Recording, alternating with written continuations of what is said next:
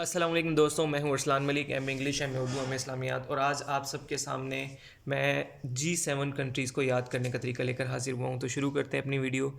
तो दोस्तों, ट्रिक है, आपने याद रखना है JUICE, जूस विद GF।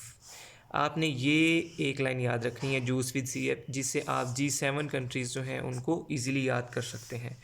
जैसे कि जे है, जे से आपका बन जाएगा जापान, यू से आपका बन जाएगा USA, आई से आपका बन जाएगा इटली, सी से कनाडा, ई से इंग्लैंड।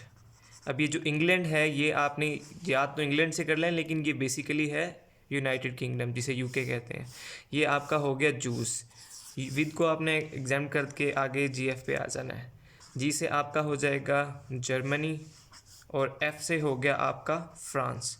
तो दोस्तों, अगर आपको मेरी वीडियो अच्छी लगी हो तो लाइक भी करें और सब्सक्राइब का बटन भी दबाएं। बहुत शुक्रिया। अल्लाह हाफिज़।